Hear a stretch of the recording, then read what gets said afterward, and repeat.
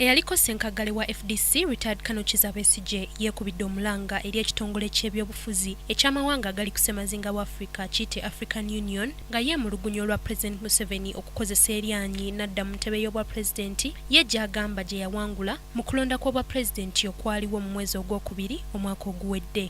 Besigye okwogera bino abadde azze okweyanjula eri kkooti enkulu ng'akamu ku bukwakkulizo obwamuweebwa ng'ayimbulwa ku kakalu ka kkooti ku musango gw'okulya mu nsi y'olukwe. Besigye agamba nti eddembe ly'abantu lisusse okulinnyirirwa bannakyemalira abalemera mu bufuzi era nga kisaanye ekitongole kya AU kiveeyo bunnambiro okwenyigira mu nsonga eno ng'ekiwundu tekinnasamba ddagala. Okuleetera ddala omutawaana mu Afirika bakulembeze abeeremeza mu buyinza kubanga bayingira okujjako abajaasi abakozesa nabo emmundu abayingira si kyangu okuyingira nga ssemateeka tekukkiriza nga mwami Museveni bw'akola mu mbeera eno gye tulimu.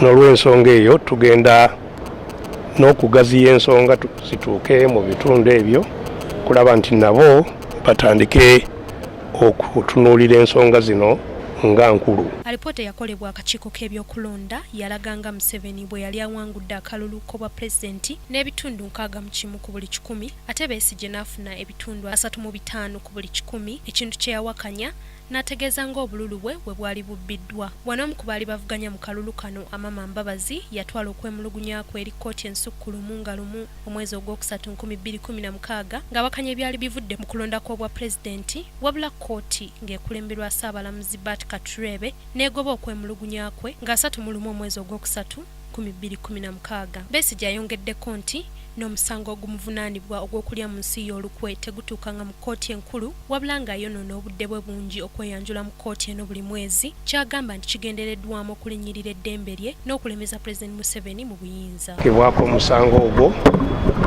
okusooka mu Moroto mu Karamoja n'oluvannyuma baagunsomerera wali e Nakawa naye omusango ogwo tegunabeerawo n'okutuusa olwaleero ekiraga nti kigendererwa kya bintu bino byonna kwe kukozesa amateeka kutulugunya abantu n'annyo okutulugunya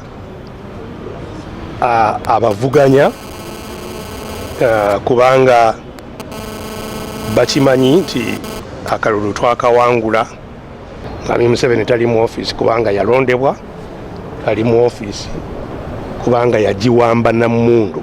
Besigye yakwatibwa mu mwezi ogwokutaano omwaka oguwedde oluvannyuma lw'akatambi akaali kamulaga nga yeerayiza ku ntebe y'obwa pulezidenti okufulumira ku mikutu gy'amawulire era naggulwako omusango gw'okulya mu nsi y'olukwe. Madrina Bukeera ne Kirk Ronald, KTV, Amalindirire.